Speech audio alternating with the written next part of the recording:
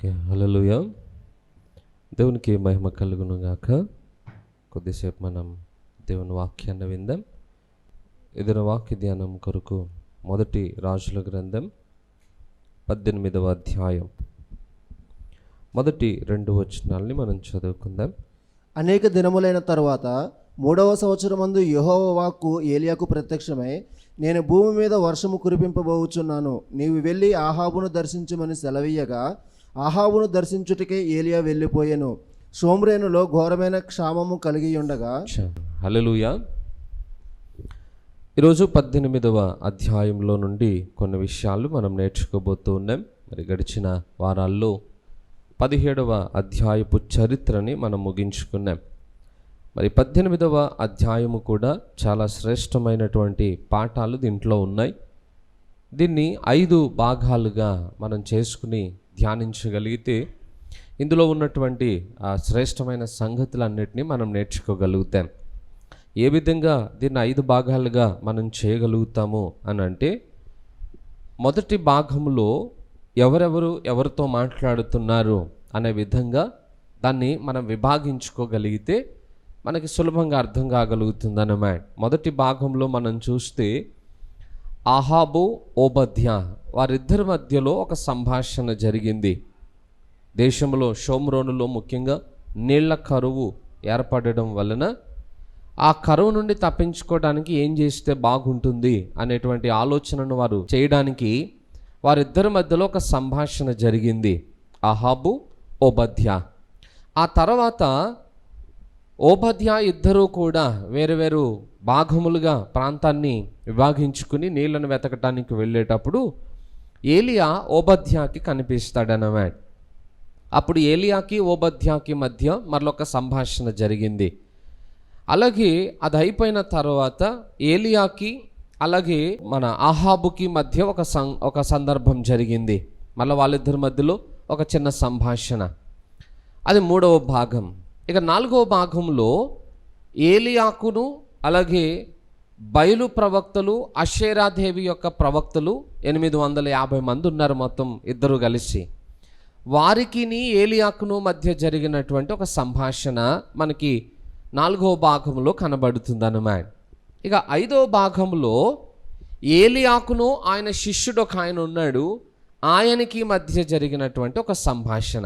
ఇట్లా 5 భాగాలు మనకి ఈ అధ్యాయంలో పరిచయం అవుతాయి. ఈరోజు మనము కొన్ని విషయాలు నేర్చుకునే ప్రయత్నం చేద్దాం.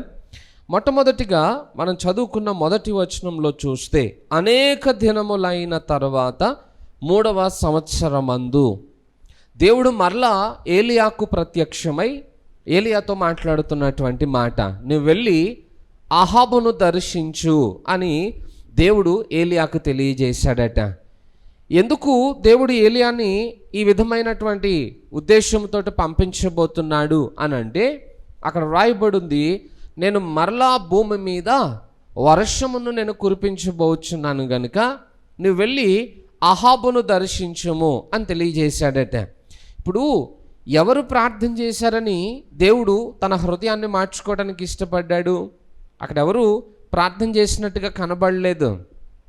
ఈవెన్ ఏలియా కూడా మరలా వర్షం కురిపింపబడాలి అనేటువంటి ప్రార్థన చేసినట్టుగా వచనాల్లో మనకి ఎక్కడ లేదు. మరి అటు ప్రజలు ప్రార్థన చేయలేదు, ఇటు ఏలియా కూడా ప్రార్థన చేయలేదు. మరి దేవుడు ఎందుకు వర్షాన్ని కురిపించాలని అనుకుంటున్నాడు? అసలు దేవుని యొక్క ఆలోచన ఏంటి అని అంటే, ఇక్కడ దేవుని యొక్క మంచితనం ఏంటో మనకు బాగా అర్థమవుతుంది అన్నమాట. ఎందుకు అంటున్నానంటే ఆ మాట, సహజంగా ఒకవేళ ఈ కరువుని ఇలాగే ఇంకొక కొంతకాలం దేవుడు పొడిగించే ప్రయత్నం చేశాడు అనుకోండి, ఇక అక్కడ ఏ ఒక్కరూ కూడా బ్రతికుండడానికి అవకాశం దొరకకపోయేది. ఇప్పటికే ఆ కరువు వలన పరిస్థితులన్నీ కూడా తీవ్ర స్థాయికి వెళ్ళిపోయాయి. ప్రజలందరూ కూడా ఆకలికి అలమటిస్తూ ఉన్నారు. ఇక నీళ్లు కూడా దొరకనటువంటి పరిస్థితి. సహజంగా అన్నం దొరకలేదు అనుకోండి, కనీసం నీళ్ళు దాగైనా కొద్ది వరకు ఆకలిని ఆపుకోగలుగుతాయి. ఇక నీళ్ళు కూడా దొరకకపోతే పరిస్థితి బహు భయంకరంగా మారిపోతుంది అన్నమాట. ప్రజల యొక్క స్థితి అధ్వాన్న స్థితికి వెళ్ళిపోతుంది.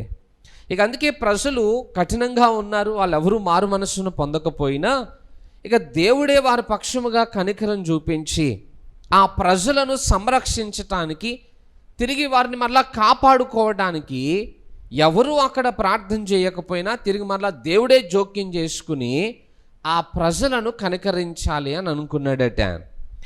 అందుకొరకు దేవుడు ఏలియాతో అంటున్నాడు, నువ్వు మరలా వెళ్ళి అహాబును దర్శించుము అని తెలియజేస్తూ ఉన్నాడు. మన జీవితంలో కూడా అంతే. కొన్నిసార్లు దేవుడు మన నుండి కొన్ని ఆశిస్తూ ఉంటాడు.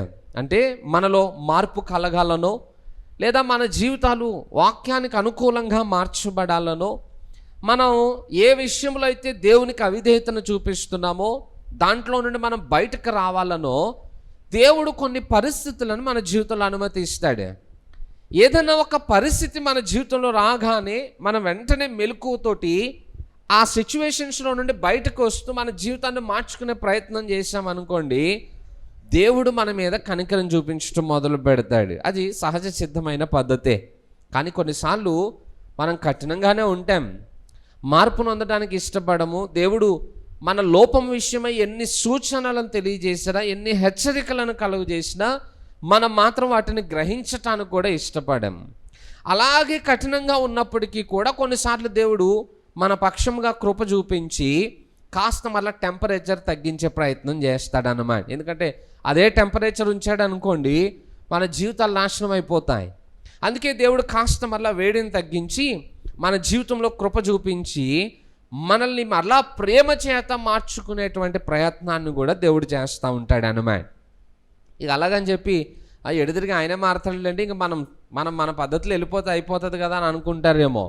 దానికి కూడా ఒక లిమిట్ ఉంటుంది. మరలా దేవుడు ప్రేమ చూపిస్తాడు రైటే, కానీ ఆ ప్రేమ ద్వేషంగా మారి ఇక క్షమించరానటువంటి పాపపు స్థితికి వెళ్ళిపోయింది అనుకోండి, ఇక మరలా మన మీద కనికరం చూపించే అవకాశాలు కూడా ఉండవు అన్నమాట. సో అలాంటి పరిస్థితి రాకుండా ఉండడానికే దేవుడు మన జీవితంలో మన లోపములను గురించి ఏ హెచ్చరికలను అయితే ఇస్తున్నాడో ఆ హెచ్చరికలకు వెంటనే స్పందించిన వాడు తన జీవితంలో నష్టం పెద్దదిగా జరగక మునిపే దాంట్లో నుండి బయటకు రాగలుగుతాడన్నమాట. సో అందుకొరకు దేవుడు ఏం చేశాడంటే ఏలియాని అహాబు దగ్గరికి పంపించాలనుకున్నాడట. ఒక మాట మనం బైబిల్లో దీని గురించి రాయబడింది. ఎందుకంటే ఇంతకాలము దేవుడు భక్తులను దాచిపెట్టేశాడు, ఏలియాని దాచిపెట్టేశాడు. ఇప్పటిదాకా ఏలియా కనపడలేదు వాళ్ళకి.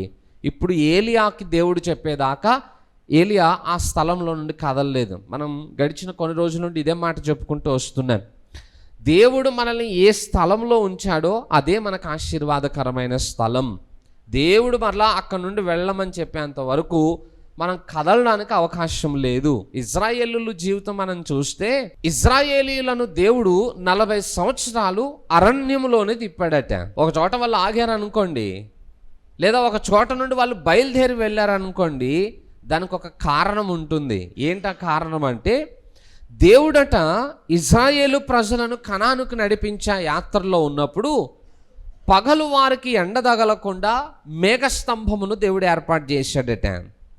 రాత్రులేమో అగ్నిస్తంభము ద్వారా దేవుడు వారికి వెలుగునిస్తూ వారిని నడిపించుకుంటూ వెళ్ళాడు. రాత్రి పగళ్ళు దేవుడు వారికి తోడుగా ఉన్నాడు.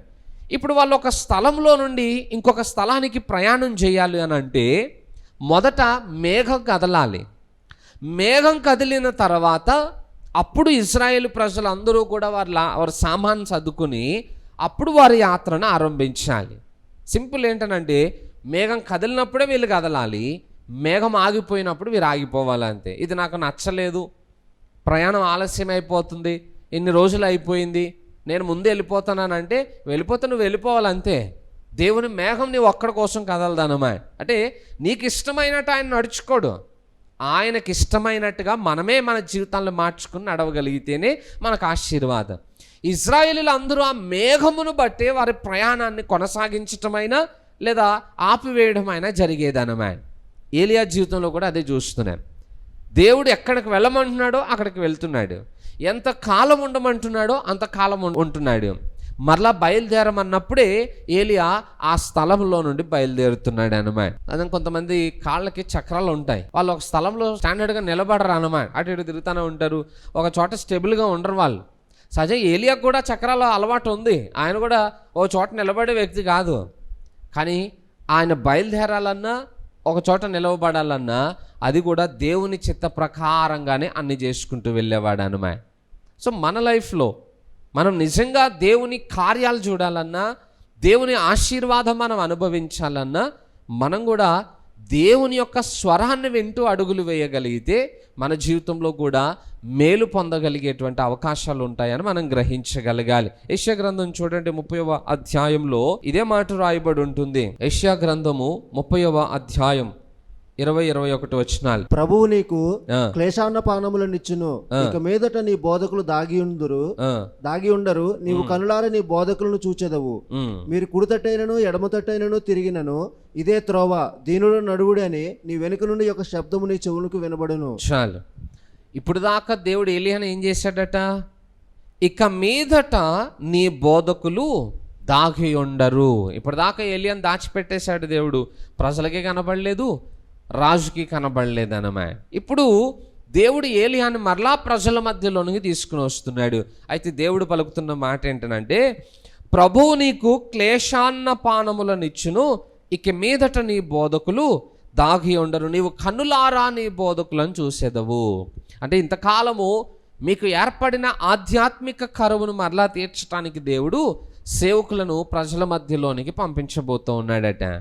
ఇక మీదట నీ కన్నులు నీ బోధకులను చూస్తాయి అని చెప్పి దేవుడు వారికి సెలవిస్తూ ఉన్నాడు అన్నమాట. సో మన లైఫ్లో కూడా కొన్నిసార్లు దేవుడు బోధకులను మన నుండి దూరంగా పంపించటము అని అంటే అర్థం ఏంటో తెలుసా?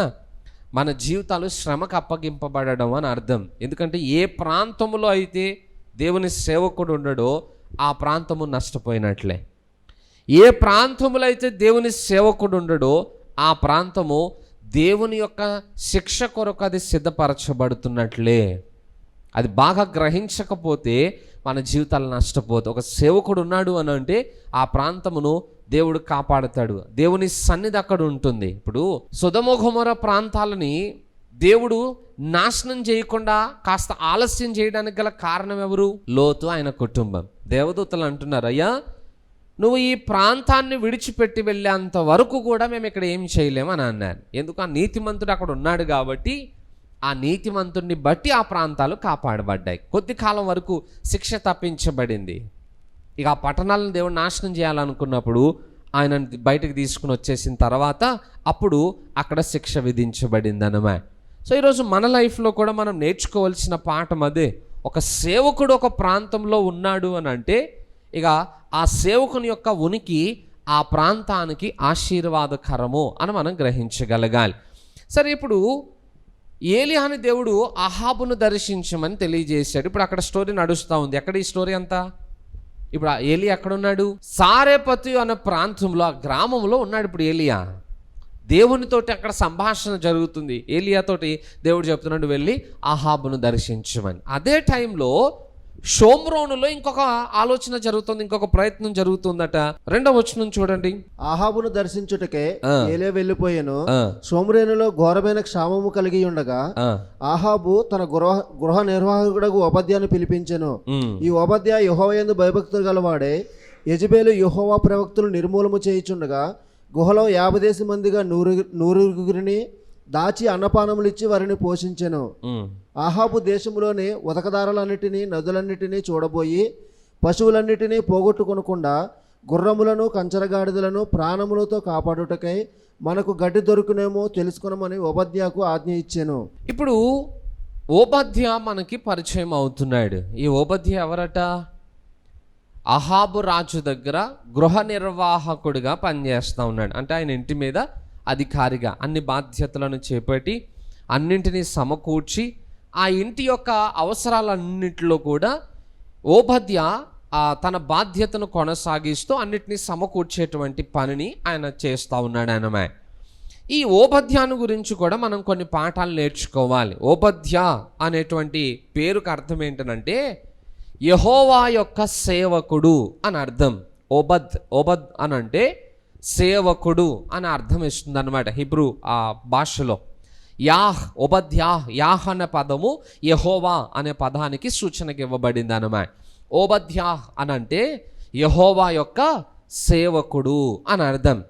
ఈయన గురించి పరిచయం చేసేటప్పుడే ఈ ఓబద్యా యెహోవా యందు బహుభయభక్తులు గలవాడై. ఎక్కడున్నాడు ఈ ఓబద్యా? అహాబు రాజు దగ్గర గృహ నిర్వాహకుడిగా పనిచేస్తున్నాడు అన్నమాట.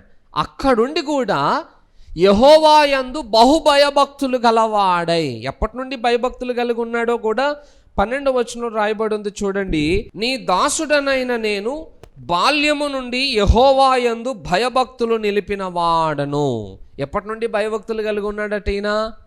బాల్యము నుండి అని అంటే, ఇప్పుడు సహజంగా ఎదిగిన తర్వాత దేవుని గురించి తెలిసిందనంటే ఎవరో మాకు సువార్త చెప్పారంటే, లేదా ఏదో రీతిలో మేము దేవుని గురించి తెలుసుకున్నామని చెప్పొచ్చు.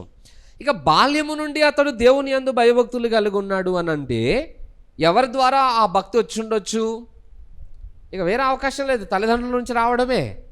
బాల్యము నుండి వారు ఆ పిల్లవాడిని దేవుని యందు భయభక్తులు కలిగిన వానిగా పెంచారట. ఇది చాలా కష్టతరమైనటువంటి పని. ఎందుకు? మనము దాదాపు ఇప్పటిదాకా ఇజ్రాయేలులో 7 రాజులు మారినట్టు చూశాం. వాళ్ళందరూ కూడా చెడ్డ రాజులే. దేశాన్ని పాడు చేసిన వాళ్ళు, ప్రజలను భక్తి నుండి తప్పించిన వాళ్ళు, విగ్రహారాధనకి ప్రోత్సహించిన వాళ్ళు, నీతి కానీ భక్తి కానీ పరిశుద్ధత కానీ లేనటువంటి ప్రాంతం అది. అలాంటి ప్రాంతంలో కూడా మరలా కొంతమంది భక్తిపరులైన వాళ్ళు ఉన్నారు. ఆ భక్తిపరులు తమ పిల్లలను భక్తి మార్గంలో పెంచే ప్రయత్నాన్ని చేయగలిగారట. ఇది చాలా కష్టతరమైనటువంటి పని. అయినా ఆ తల్లిదండ్రులు ఆ బాల్యము నుండి ఆ పిల్లవాడిని దైవికంగా పెంచుకుంటూ వచ్చారు.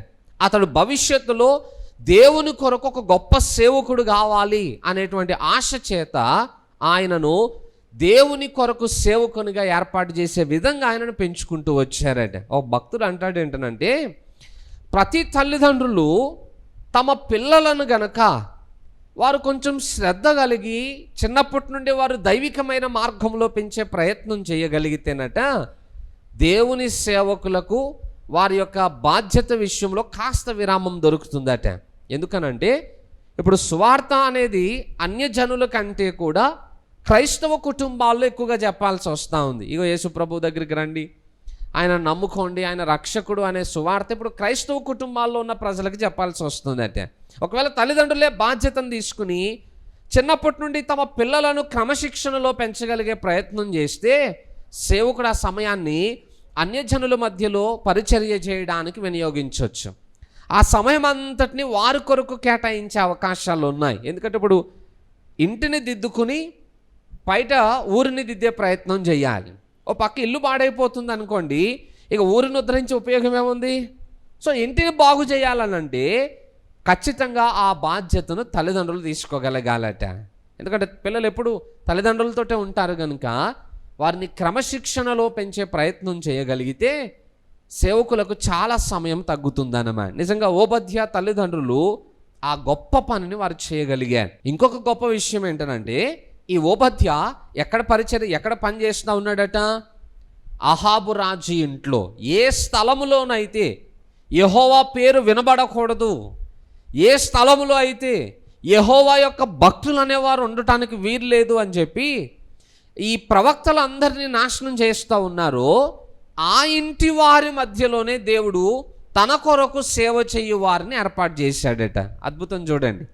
ఎక్కడైతే దేవుని పేరు వినబడకూడదని ప్రజలు భావిస్తూ ఉన్నారో వారి ఇంట్లోనే పరిచర్య చేయడానికి ఓబద్యా నియమించబడ్డాడు. ఇప్పుడు యెజబెలు ఓబద్యాకి ఏదైనా పని చేయడానికి ఆమె పని అప్పగించాలనుకోండి, ఓబద్యాని పిలవాలి. పిలిచేటప్పుడు ఏమని పిలవాలి? అప్పుడు ఆమె ఏం పేరు ఉంది ఆయనకి? ఓబద్యానే పిలవాలి. ఓబద్యా అనే పేరుకి అర్థం ఏంటి?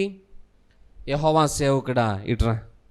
ఆమె ప్రతిసారి ఓబద్యాని పిలిచేటప్పుడల్లా ఆ యెహోవా పేరు ఆమెనే ఉచ్చరించాల్సి వస్తుంది అన్నమాట. ఓబద్యా ఇట్రా అంటే అర్థం ఏంటి? యెహోవా సేవకుడు ఇట్రా. ఆమె ఇండైరెక్ట్గా అందరికీ చెప్పుకుంటుంది ఈయన యెహోవా సేవకుడు అని. ఆమె మాటికి గుర్తు చేస్తుంది, నువ్వు దేవుని సేవ చేయటానికి పిలువబడిన వాడు అని. అంటే ఎక్కడ సువార్త ప్రకటింపబడకూడదు అని అనుకుంటామో ఆ స్థలంలోనే దేవుడు విరివిగా సువార్తను ప్రకటింపజేస్తాడు. ఎక్కడ అణిచివేయబడాలి అని అనుకుంటారో ప్రజలు, ఆ స్థలంలోనే దేవుడు ప్రజలను లేవనెత్తి దేవుని కొరకు గొప్ప కార్యాలను జరిగించుకుంటాడట. ఆ ప్రతికూలతలోనే దేవుడు వాడుకుంటాడు. ఈవెన్ మనకి నెబుకద్నెజర్ రాజు గురించి బాగా తెలుసు. నెబుకద్నెజర్ రాజు ఈ యూదులు ఎవరూ ఉండకూడదు అని చెప్పి మొత్తం యెరూషలేము అంతటిని నాశనం చేసి దేవుని మందిరాన్ని పాడు చేసి ప్రజలందరినీ చెరపట్టి బబులోనికి తీసుకుని వెళ్ళిపోయాడు. ఆ బబులోను ప్రాంతంలో కూడా ఒక విగ్రహాన్ని తయారు చేసి అందరూ ఈ విగ్రహానికి ఆరాధన చేయాలని రూల్ పెట్టాడు. ఆ రూల్ పెట్టిన కాలంలో కూడా దేవుని కొరకు జీవించే కొంతమంది భక్తులు అక్కడ ఉన్నారు. అది పొరుగు దేశం అయినా కూడా అక్కడ కొంతమంది భక్తులు ఉన్నారు. ఎవరు? షడ్రక్ మేషక్ అబేద్నెగో ఉన్నారు, దానియేలు ఉన్నాడు ఆ స్థలంలో. మనకి యేసుక్రీస్తుని పిలాతు విచారణ చేస్తున్నప్పుడు కూడా తెలుసు, యూదులందరూ ఆయన మీద ద్వేషంతో ఆయన నాశనం చేయాలనుకుంటున్నారు. ఆ టైంలో పిలాతు తీర్పు తీరుస్తూ ఉంటే పిలాతు యొక్క భార్య చెప్తుంది, ఆ నీతిమంతుని జోలికి నీవు వెళ్ళకుము అని. అంటే ఎక్కడైతే దేవుణ్ణి వ్యతిరేకించే వాళ్ళు ఉంటారో అలాంటి ప్రజల మధ్యలోనే దేవుడు తన కొరకు పని చేయటానికి కొంతమందిని నియమించుకుంటూ ఉంటాడట. దేవుని ప్రజలు లేనటువంటి స్థలం ఉండే అవకాశము లేనే లేదు. అలా ఉండాల్సి వస్తే మీరు సర్వలోకమునకు వెళ్ళి సర్వ సృష్టికి సువార్తను ప్రకటించండి అని చెప్పిన మాట ఎలా నెరవేర్చబడుతుంది? అది మనం బాగా ఆలోచన చేయగలగాలి. హల్లెలూయా. నెక్స్ట్ ఇంకొక విషయం ఏంటనంటే, ఈ ఓబద్య ఏం చేస్తున్నాడట? ఈ యెజెబెలు రాణి యెహోవా ప్రవక్తలను నిర్మూలము చేయుచుండగా, ఇక్కడ ప్రవక్తలు అన్నవారు ఎవ్వరూ ఉండకూడదు, యెహోవా ప్రవక్తలు అందరూ నాశనం అయిపోవాలనే ఉద్దేశం చేత ఆమె ప్రవక్తలను నాశనం చేస్తుంటే ఈయన ఏం చేశాడట? ఆ ప్రవక్తలందరినీ కూడా జాగ్రత్తగా సమకూర్చి 50 మంది చొప్పున ఒక గుహలో దాచిపెట్టి వారందరికీ కూడా ఆతిథ్యం ఇస్తూ ఉన్నాడట. ఈయన ఒక మూర్ఖుడైన రాజు దగ్గర పనిచేస్తూ ఉన్నాడు. చాలామంది ఏమనుకుంటారంటే ముళ్ళును ముళ్ళుతోటే తీయాలండి అని ఒక సామెతను బాగా వాడతారు. గుర్తుపెట్టుకోండి, మూర్ఖుని దగ్గర పనిచేసే వాళ్ళు మూర్ఖంగానే ఉండాల్సిన అవసరం లేదు, జ్ఞానంగా ఉండాల్సిన అవసరత చాలా ఉంది. ఎందుకంటే ఆ మూర్ఖుని దగ్గర పని చేయాలంటే చాలా కష్టం. మరి ఓబద్య భక్తిని ఎలా కాపాడుకున్నాడో నాకు తెలియదు కానీ, ఎందుకంటే అందరూ వాళ్ళే, బయట భయంకరమైనటువంటి పరిస్థితులు కనపడతా ఉన్నాయి. నిత్యము ఆ ప్రజలు బయలు గురించి మాట్లాడుతూ, బయలుకి ఆరాధనలు చేస్తూ, బయలుకి సంబంధించిన వాటన్నిటిలో నిమగ్నం అయిపోయి ఉన్నప్పుడు ఓబద్య ఒంటరిగా ఇంట్లో ఉండి భక్తిని ఎలా కాపాడుకున్నాడు? అహాబు కూడా ఎప్పుడూ దృష్టించలేదు అనుకుంటాను ఓబద్యాన్ని. మరి యెజెబెలు కన్ను ఓబద్య మీద పడలేదు అనుకుంటాను. మరి ఎలా ఓబద్య తన భక్తిని కాపాడుకున్నాడో నాకు అర్థం కావట్లేదు. ఎందుకంటే ఖచ్చితంగా ఏ పని చెప్పాలన్నా ఓబద్యకే చెప్తారు. ఆయన ఇంటిని నిర్వహించే పనిలో ఉన్నాడు, గృహ నిర్వాహకుడు. ఏదున్నా ఆయనకే చెప్తారనమాట. ఓబద్య వెళ్ళి ఆ పని చేయి, ఓబద్య ఏ పని చేయి. అలా చెప్పిన ప్రతిసారి ఓబద్య ఆ బాధ్యతలను నెరవేర్చాలి. అలా చేయాలి అని అంటే కొన్ని ప్రతికూలమైన పరిస్థితులు వస్తాయి. కానీ ఓబద్య ఆ టైంలో జ్ఞానంతో దైవికంగా ఆ పనులను నిర్వర్తించగలిగాడు. ఇప్పుడు ఓబద్యకు చెప్పారు, ఓబద్య వెళ్ళి యెహోవా ప్రవక్తలు ఎవరు ఉన్నారో వాళ్ళందరినీ నాశనం చేసామని చెప్పారు. ఇప్పుడు ఓబద్య రాజుగారి మాటకి లోబడి వెళ్ళి యెహోవా ప్రవక్తలు అందరినీ చంపేసేయాలి. కానీ ఓబద్య ఏం చేశాడట? జ్ఞానముతో పనిచేయడం మొదలుపెట్టాడు. యెహోవా యందు భయభక్తులు కలిగి ఉండటే జ్ఞానమునకు మూలమని వాక్యంలో రాయబడింది. ఈయన చంపమనంటే ఓబద్య వెళ్ళి వాళ్ళని సమకూర్చి 50 మంది చొప్పున ఒక చోట గుహల్లో దాచిపెట్టి వారికి ఆతిథ్యం ఇస్తున్నాడు. ప్రతిరోజు వారికి భోజనం పంపించి వారిని పోషింపజేస్తూ ఉన్నాడట. ఇప్పుడు ఒకవేళ ఆ విషయం రాజుగారు తెలిసిందనుకోండి, ఓబద్య చనిపోతాడు, ఆయన దాచిపెట్టిన ప్రవక్తలు కూడా చంపబడతారు. అంత ప్రతికూలమైన పని. నిజంగా టైం మనం ఆ ప్లేస్లో ఉంటే మనం ఏం చేస్తాం? అంత రిస్క్ తీసుకుని సేవకులను కాపాడేంత ప్రయత్నం చేస్తామా? చేయలేం మనం. ఎందుకు సార్ మనకు అనవసరం? కానీ ఏదో మన భక్తి ఏదో మనం కాపాడుకుని మనం జాగ్రత్తగా ఉంటే అయిపోద్ది కదా, మన సెక్యూరిటీ మనం చూసుకుంటే.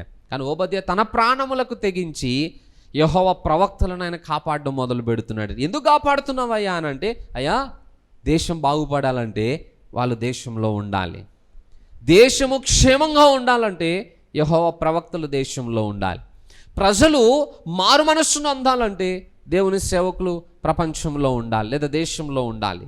వారిని కాపాడకపోతే దేశము నాశనానికి వెళ్ళిపోతుంది అనేది ఓబద్య యొక్క భావన అన్నమాట. అంటే సేవకులు ఏ ప్రాంతంలో ఉంటారో ఆ ప్రాంతము దేవుని యొక్క దీవెనను పొందగలుగుతుంది. ఆ ఉద్దేశము చేత ఓబద్య వారిని దాచిపెడుతూ వారికి భోజనాలను ఇస్తూ వారిని సంరక్షించే ప్రయత్నం చేస్తున్నాడు అన్నమాట. సహజంగా ఈ చీకటి ప్రాంతంలో వెలుగునివ్వడానికి దేవుడు కొన్ని దీపాలను పెడతాడు. ఆ దీపములు చేయాల్సిన పని ఏంటనంటే అవి నిత్యము వెలుగుతూ ఉండాలి. అలా వెలిగినప్పుడే దేశము సరి అయిన మార్గములను కనుగొనగలుగుతుంది. ఇప్పుడు ఓబద్య ఆ ప్రాంతంలో దేవుని కొరకు భయభక్తులు కలిగి ఉన్నాడు కాబట్టి కొంతమంది అయినా ఆ ప్రాంతంలో దేవుని కొరకు సంరక్షించబడ్డారు.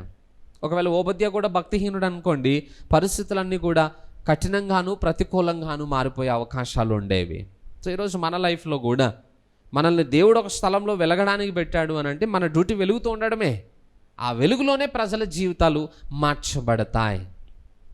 అందుకే దేవుని యొక్క చిత్తం ఏంటో గ్రహించి దాని కొరకు మనం పనిచేయడం నేర్చుకోగలగాలి. నెక్స్ట్, ఇప్పుడు అహాబు ఓబద్య వారిద్దరి మధ్యలో ఒక సంభాషణ జరిగిందట. ఏంట సంభాషణ? షోమ్రోనులో కరువు స్టార్ట్ అయిపోయింది. ఇప్పుడు దాకా ఆకలితో ఆహారం కొరకైన కరువు ఏర్పడితే ఇప్పుడు నీళ్ల కొరకైన కరువు కూడా ఏర్పడిందట. నీళ్ల కొరకు కరువు రాగానే అహాబరాజు ఏమంటున్నాడు ఓబద్యాని, ఎక్కడైనా దేశంలో ఉదకధారలు ఉన్నాయేమో మనం వెళ్ళి పరీక్ష చేసి వద్దామని చెప్పి వాళ్ళిద్దరూ కూడా చెరొక భాగాన్ని తీసుకుని నీళ్ళ ఓటలను వెతకడానికి బయలుదేరారట. ఎవరి కోసమయ్యా నీళ్లు అని అంటే 5వ వచనం చూడండి. అహాబు దేశంలోని ఉదకదారులన్నిటినీ నదులన్నిటినీ చూడబోయి పశువులన్నిటినీ పోగొట్టుకొనకుండా గుర్రములను కంచరగాడిదలను ప్రాణములతో కాపాడుటకై మనకు గట్టి దొరుకునేమో తెలుసుకునమని ఓబద్యాకు ఆజ్ఞ ఇచ్చాను. చాలు. ఎవరిని కాపాడడానికంటే ఇప్పుడు నీళ్లు. ఒక పక్క దేశం నాశనం అయిపోతుంది, ప్రజలు ఆకలికి చచ్చిపోతూ ఉన్నారు, నీళ్ళకి చచ్చిపోతూ ఉన్నారు. అంటే ఈయన ఎవరి కోసం వెతుకుతున్నాడట? అజ్ఞానం అంటే అలానే ఉంటుంది అన్నమాట. యేసుక్రీస్తు యొక్క మాట విధానానికి ఈయన చేత విధానానికి ఎంత వ్యత్యాసం ఉందో చూడండి. ఒకరోజు యేసుక్రీస్తు దగ్గరకు ఒక ఆమె వచ్చింది, అయ్యా నా కుమార్తెను స్వస్థపరచు అని అంటే యేసుక్రీస్తు అన్నాడు ఏంటనంటే, పిల్లలకు పెట్టే రొట్టె ముక్కలు తీసుకుని వచ్చి కుక్క పిల్లలకు పెట్టలేం కదమ్మా అని అన్నాడు. అంటే యేసుక్రీస్తు అక్కడ ఎవరికి ప్రాముఖ్యతను ఇస్తున్నాడు? మొదట పిల్లలకి ప్రాముఖ్యతను ఇస్తున్నాడు. ఇక్కడ రాజుగారు ఎవరికి ప్రాముఖ్యతను ఇస్తున్నాడు? దేశంలో ఉన్న ప్రజల్ని ఆకలితో అలమటింపజేస్తూ ఉన్న గాడిదల్ని పశువుల్ని కాపాడుకోవడానికి ప్రయత్నం చేస్తున్నాడు. అంటే ఇంట్లో ఎవడైనప్పుడు ఇంట్లో ఒక రొట్టె ఉందనుకోండి, మీ ఇంట్లో ఒక కుక్క ఉంది, మీ ఇంట్లో ఒక కుమారుడు ఉన్నాడు. ఇద్దరిలో ఫస్ట్ భోజనం ఎవరికి పెడతారు? మీరు పట్టుకెళ్ళి కొడుకు పెట్టుకుంటారా, కుక్కకు పెట్టుకుంటారా? కుక్కకే పెడతారా? మేము జంతు ప్రేమికులం సార్, మేము మాకు చాలా ఇష్టం కాబట్టి ఫస్ట్ కుక్కకే పెడతాం, కొడుకు చచ్చిపోయినా పర్లేదు అని అంటారు ఎవరైనా? ఫస్ట్ ఎవరైనా తీసుకెళ్ళి కొడుకే పెట్టుకుంటాం, ఎందుకంటే కన్న ప్రేమ మనకి. కానీ రాజుగారు ఎంత ప్రేమ చూడండి పశువుల మీద. అంటే ఉండాలా, నేను వాటిని ఏమి హింసించమనో నాశనం చేయమని చెప్పట్లేదు, కానీ మొదట దేశాన్ని చూడాలి కదా. ఇప్పుడు ప్రజలు చచ్చిపోయిన తర్వాత జంతువుల నుండి ఏం చేస్తాయి? మనిషి అజ్ఞానం చూడండి. ఈరోజు పశువులను కాపాడడానికి మనుషులను చంపేస్తుంది లోకం. అక్కడ కూడా అదే వైఖరి అన్నమాట. సరే మనుషులు చచ్చిపోయారు, పశువులు ఉన్నాయి, ఏం చేసుకుంటారు పశువుల్ని? సరే మనుషులు అందరూ చచ్చిపోయారు, పశువులు మాత్రమే, తర్వాత అయినా వాటిని ఎవరు పోషిస్తారు? ఉండాలిగా, కొంచెమైనా జ్ఞానం ఉండాలిగా. మనల్ని మనం కాపాడుకుంటూ మనం ఇంకొకరిని కాపాడే ప్రయత్నం చేయాలి. రాజుగారేమో మనుషుల గురించి వదిలేశాడు, జంతువులను కాపాడుకునే ప్రయత్నం చేస్తున్నాడట. ఉన్న వాటినన్నా కాపాడుకుందామయ్యా, ఉన్న పశువులన్నా కాపాడుకుందాం, వాటి కోసం నీళ్ళు ఎక్కడైనా దొరుకుతాయేమో ట్రై చేయి. ఇంతకాలం ప్రజలు ఆకలితో అలమటిస్తుంటే వాటిని గురించి పట్టించుకునే ఉద్దేశం లేదు రాజుగారు. అంటే చుట్టూ పరిస్థితులన్నీ ప్రతికూలంగా మారిపోతున్నా తన జీవితాన్ని మార్చుకోవటానికి కానీ దేవుని తట్టు తిరగటానికి కానీ ఈ అహాబు రాజు ఇష్టపడనటువంటి పరిస్థితి అన్నమాట. అంటే ఎంత అజ్ఞానమో చూడండి, ఎంత మూర్ఖత చూడండి, ఎంత భక్తిహీనత చూడండి. అజ్ఞానులైన వారు అధికారులైతే దేశం యొక్క పరిస్థితి ఇంత దుస్థితికి దిగజారిపోతుంది అన్నమాట. ఆమోసు గ్రంథం చూడండి ఒకసారి 4వ అధ్యాయము 6వ వచనంలో దేవుడు ఒక మాట మాట్లాడతాడంట. వాడున్న పరిస్థితులు ఎలా ఉన్నాయో చెప్తాడు చూడండి. మీ పట్టణములన్నిటిలోనూ నేను మీకు దంతశుద్ధి కలగచేసినను, మీరున్న స్థలములన్నిటిలోనూ మీకు ఆహారము లేకుండా చేసినను, మీరు నా తట్టు తిరిగిన వారు కారు, ఇదే యెహోవా వాక్కు. మరియు కోతకాలమునకు ముందు 3 నెలలు వాన లేకుండా చేసి తిని, ఒక పట్టణము మీద కురిపించి మరి ఒక పట్టణము మీద కురిపించకపోతిని. ఒక చోట వర్షము కురిసెను, వర్షము లేని చోటు ఎండిపోయెను. 2-3 పట్టణముల వారు నీళ్లు త్రాగుటకు ఒక పట్టణముకే పోగా అచ్చటి నీరు వారికి చాలకపోయెను. అయినను మీరు నా తట్టు తిరిగిన వారు కారు, ఇదే యెహోవా వాక్కు. దేవుడు స్పష్టంగా వాళ్ళతో మాట్లాడుతున్న మాట ఏంటనంటే, నేను వర్షమును కురిపించటం మానేశాను. వర్షం కురిపించటం మానేసినప్పుడు నీళ్ల కొరత ఏర్పడిందట. అప్పుడు 2-3 పట్టణాలు కలిసి ఎక్కడైతే నీళ్లు దొరికాయో ఆ పట్టణం దగ్గరికి వెళ్ళేటప్పటికి వాళ్ళకి వీళ్ళకి గొడవలు. అయ్యా ఈ నీళ్ళు మాకే సరిపోవు, మీరందరూ వచ్చి ఇక్కడ తాగితే మరి మా పరిస్థితి ఏంటి? సో నీళ్ళ కోసం కొట్లాడుకునే పరిస్థితులు ఏర్పడ్డాయట. అంత కఠినమైన పరిస్థితి ఏర్పడినా మీరు నా తట్టు తిరిగిన వారు కారు. ఇప్పుడు ఇంత నీళ్ళ కొరత ఏర్పడినప్పుడు అహాబు దృష్టి ఎవరి మీదకి రావాలి? దేవుని మీదకి రావాలి. కానీ అహాబు దృష్టి ఎవరి మీద ఉందట? ఏలియా మీద ఉందట. చూడండి ఒకసారి 10వ వచనం నుండి చూడండి. నీ దేవుడైన యెహోవా జీవము తోడు నిన్ను చిక్కించుకొనవలనని నా ఏలిన వాడు దూతలను పంపించని జనం ఒకటైనను లేదు, రాజ్యం ఒకటైనను లేదు. అతడు ఇక్కడ లేడనియు అతని చూడలేదనియు వారు ఆయా జనముల చేత రాజ్యముల చేతను ప్రమాణము చేయించుచూ వచ్చిరి. చాలు. ఏలియాకి ఓబద్యాకి జరిగినటువంటి ఒక సంభాషణలో ఓబద్యా మాట్లాడుతున్నటువంటి మాట, అయ్యా రాజుగారు నిన్ను వెతికించినటువంటి స్థలము లేదు, ప్రాంతము లేదు. అంటే రాజుగారికి ఎంత కోపమో చూడండి ఏలియా మీద. ఈ పరిస్థితులన్నిటికీ కారణం ఏలియానే. ఇప్పుడు ఏలియాను పట్టుకుని ఎట్లయినా సరే చంపాలి అన్న ఉద్దేశం చేత ఏం చేశాడట రాజుగారు? ప్రతి ప్రాంతమును వెతకడం మొదలుపెట్టాడట. సహజంగా ఆ టైంలో రాజుగారు దేవుని తట్టు తిరగాలి. అయ్యా నేను తప్పు చేశాను, నా పాపమును బట్టి దుస్థితికి ప్రాంతం దిగజారిపోయింది, ఇగో నేను మారు మనస్సును అందుతున్నాను, ప్రాంతాన్ని మరలా దీవించు నాయనా అని దేవుని తట్టు తిరిగి దేవుణ్ణి బ్రతిమలాడడానికి బదులుగా ఏలియాను వెతికిస్తూ ఏలియాని చంపడానికి ప్రయత్నం చేస్తున్నాడంటే మరి ఇంతకంటే మూర్ఖతకి ఎక్కడన్నా ఉంటుందా? రాజుగారు ఏ సమయంలో ఎలా స్పందించాలో అర్థం కానటువంటి వ్యక్తిత్వం మనం కూడా అంతే. కొన్నిసార్లు దేవుని దగ్గర పడవలసిన సమయంలో దేవుని మీద కోప్పడతా ఉంటాం. ఎవరికి నష్టం? ఆ టైంలో రాజుగారు వెళ్ళి దేవుని మీద ఆధారపడాలి, దేవుని బ్రతిమలాడాలి, దేవుని దగ్గర క్షమాపణ వేడుకోవాలి. ఏలియా మీద కోపగించుకుని ఏలియాను వెతకండి, ఎక్కడ దొరుకుతాడో అక్కడ చంపేద్దామని మొత్తం వెతికిస్తూ అన్ని ప్రాంతాల్లో వెతుకుతున్నా. నాకు తెలిసి ప్రతి గోడ మీద వాంటెడ్ ఏలియా అని పోస్టర్ పెట్టేసి ఉంటాడు రాజుగారు. ఇప్పుడు ఎందుకు వెతుకుతున్నావయ్యా నువ్వు అని అంటే ఏలియా వస్తే దేశం బాగుపడుతుందని కాదు, ఏలియాని చంపాలనేటువంటి ఆలోచనతో అన్నమాట. వెతకడం అనేది 2 రకాలు. అబ్బాబా పరిస్థితి ఎంత దుస్థితికి దిగజారిపోయింది, ఆ ఏలియా వస్తే మరలా దేశం ఏమైనా బాగుపడుతుందేమో, మనందరి క్షేమం కొరకు ప్రార్థన చేస్తాడేమో అని వెతికే విధానం ఒకటైతే, అసలు దీని అంతటికీ కారణం ఆయనే కాబట్టి ఆయనను చంపేస్తే అయిపోతుందని కక్షతోటి వెతికే విధానం వేరు. ఈ రోజుకి కూడా ప్రజల మధ్యలో అదే అజ్ఞానం అన్నమాట. అయ్యా ఇంకా ప్రజలు వచ్చి దేశం కోసం ప్రార్థన చేయండి, ఇంకా సేవకులు దేశం కోసం ప్రార్థన చేయడానికి రండి అని అడగడానికి బదులుగా దేశంలో ఉన్న సేవకులను హింసించి చంపే ప్రయత్నాలు జరుగుతున్నాయి. ఎంత అజ్ఞానపు స్థితిలో ఈరోజు సమాజం ఉందో చూడండి. అంటే ఏ టైంలో ఎలా స్పందించాలో ప్రజలకు అర్థం కానటువంటి దుస్థితి అన్నమాట. ఒక పక్క లోకము సేవకులను వేధించే ప్రయత్నాల్లో ఉంటే ఇంకొక పక్క సంఘం కూడా సేవకులను వేధించే ప్రయత్నం అన్నమాట. పాస్టర్ గారిని బట్టి ఇలా జరిగింది, తర్వాత కాలంలో అంటాడు, అది చదువుకుందాం తర్వాత చెప్తాను. కానీ సరే, ఇప్పుడు ఓబద్యా ఆయన ఒక పక్కకి వెళ్ళాడు, ఆహాబు ఇంకొక పక్కకి వెళ్ళాడు. ఇప్పుడు ఇద్దరు నీళ్లను వెతుకుతున్న టైంలో దేవుడు ఏలియాని ఎవరిని దర్శించమని పంపాడు? నువ్వు వెళ్ళి అహాబును దర్శించవయ్యా అని అంటే ఈయన వచ్చి ఓబద్యాన్ని దర్శించాడు. దారిలో కనపడ్డాడు ఓబద్యా. కనపడగానే ఓబద్యా అంటున్నాడు, అయ్యా నీవు ఏలియావే కదా అని అనగానే అవునన్నాడు. అనగానే వెంటనే ఈయన సాష్టాంగ నమస్కారం చేసి ఏలియాని గణపరుస్తూ ఉన్నాడు అన్నమాట. అప్పుడు ఏలియా అంటున్నాడు, 7వ వచనం చూడండి. ఓబద్యా మార్గమును పోవుచుండగా ఏలియా అతను ఎదుర్కొనెను. ఓబద్యా ఇతను నెరిగి నమస్కారము చేసి, నా ఏలిన వాడవైన ఏలియావు నీవే కదా అని అడుగగా అతడు నేనే అని చెప్పి, నీవు నీ ఏలిన వాని దగ్గరికి పోయి ఏలియా ఇచ్చట ఉన్నాడని తెలియజేయమనెను. చాలు. ఇప్పుడు ఏలియా ఓబద్యాకి పని చెప్తున్నాడు అన్నమాట. అయ్యా ఏలియా ఇక్కడ ఉన్నాడని చెప్పి వెళ్ళి నువ్వు నీ యజమానికి చెప్పిరప్పు అని అంటే ఓబద్యా అంటాడు, సార్ అది నా వల్ల కాదు సార్ అని అంటాడు. ఎందుకు కాదు అని అంటే కారణం చెప్తాడు అన్నమాట. నా యజమానుడు నీ మీద చాలా కోపంతో ఉన్నాడు, మనుషులను పంపించి వెతికించని ప్రాంతం అంటూ లేదు, అన్ని ప్రాంతాల్లో వెతికించాడు, నువ్వు దొరకనందుకు ఇంకా నీ మీద కక్షతో ఉన్నాడు. ఇప్పుడు నేను వెళ్ళి రాజుగారికి చెప్తాను, ఇంకో రాజుగారు ఏలియా పాలనా స్థలంలో ఉన్నాడు అని అంటాను.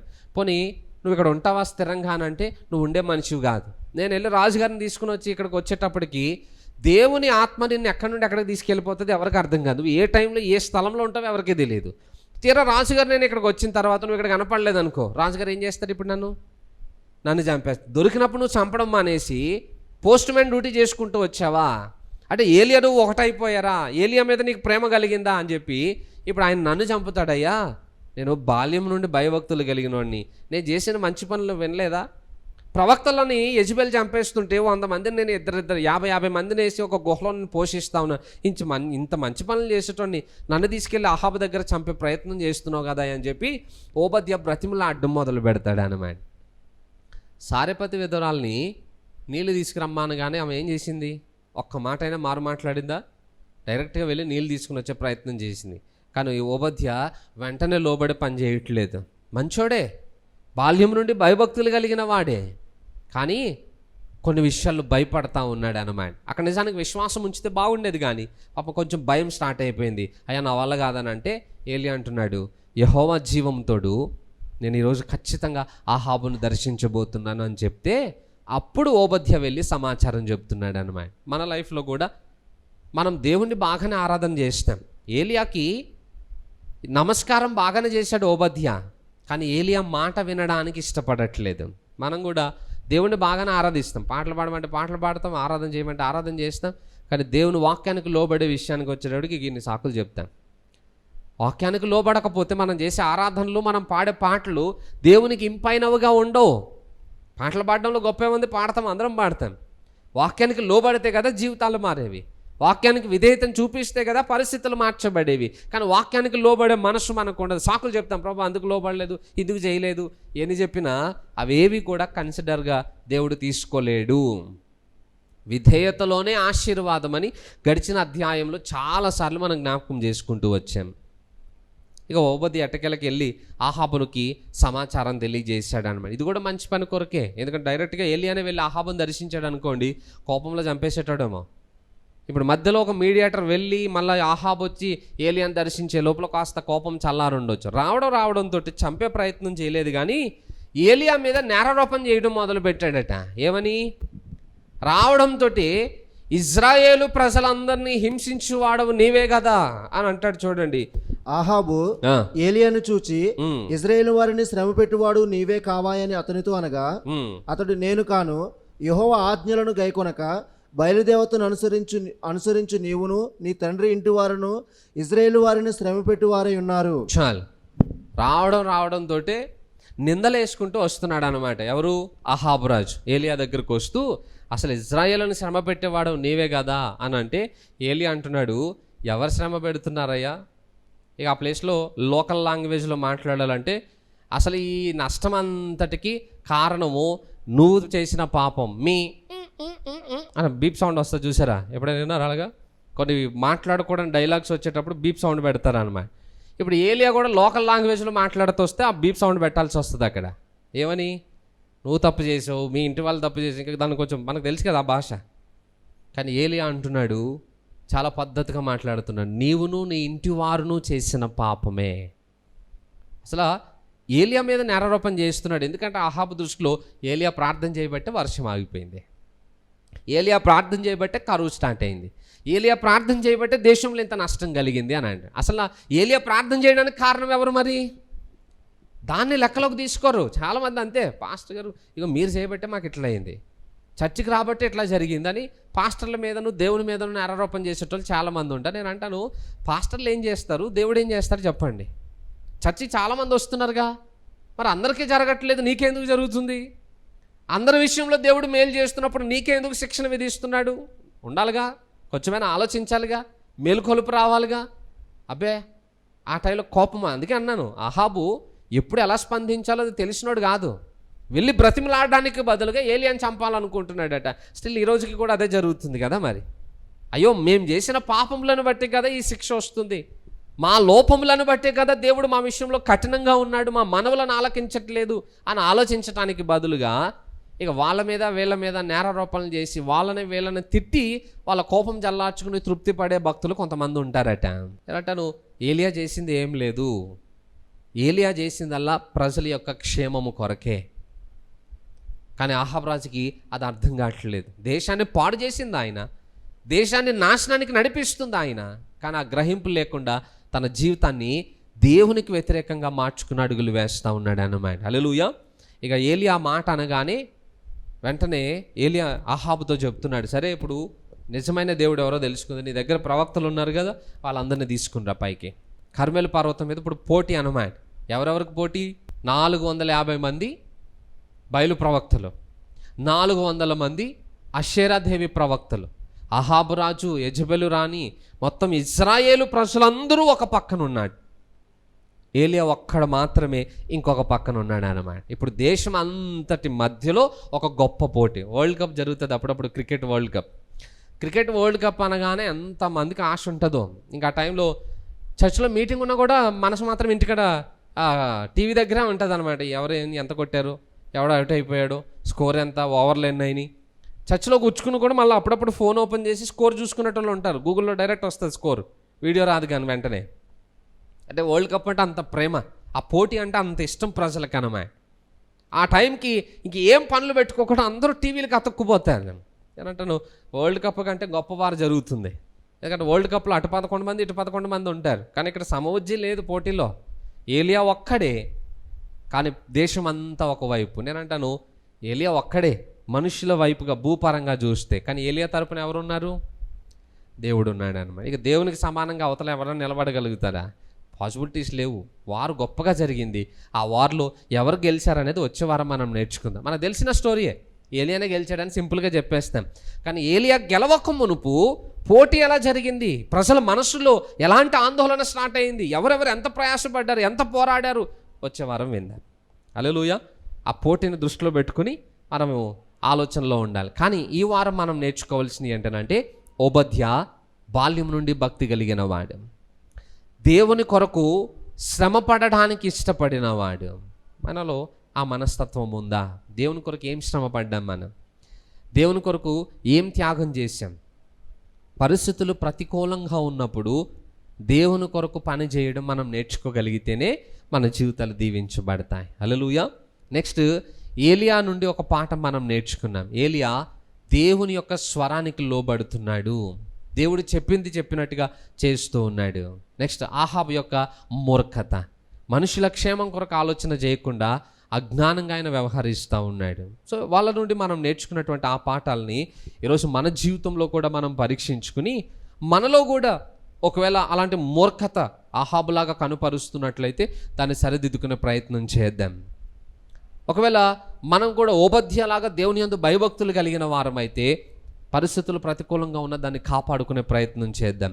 అప్పుడు మన జీవితాలు దీవించబడతాయి. మంచిది, కొద్ది మాటలు దేవుడు దీవించునుగాక. తల్ల వంచి కళ్ళు మూసుకుని ఒకసారి మన జీవితాలు మనం పరీక్ష చేసుకుందాం, ప్రార్థన చేసుకుందాం. పరిశుద్ధుడా, గొప్ప దేవుడానికి వందనాలు ప్రభువా. అయ్యా, ఈరోజునైనా ఈ 3 వ్యక్తుల్లో నుండి మా కొరకు నేర్పించిన ఆధ్యాత్మిక పాఠములను బట్టి నీకు వందనాలు. అయ్యా, విన్న ఈ మాటలు మా జీవితాల్లో ఫలింప చేయండి నాయన. ఓబద్యా వలె మేము కూడా దైవికమైన కార్యముల పట్ల ఆసక్తి కలిగిన వారమై ఉండి, ప్రతికూలతలోనైనా నీ చిత్తాన్ని మేము నెరవేరుస్తూ నీ దృష్టికి యోగ్యులముగా జీవించగలిగే కృపను చూపండి. విన్న మాటలు మాలో ఫలింప చేయండి. వాక్యానుసారమైన జీవితాన్ని మాకు దయచేయమని యేసు నామములో ప్రార్థిస్తున్నాము తండ్రి. ఆమెన్.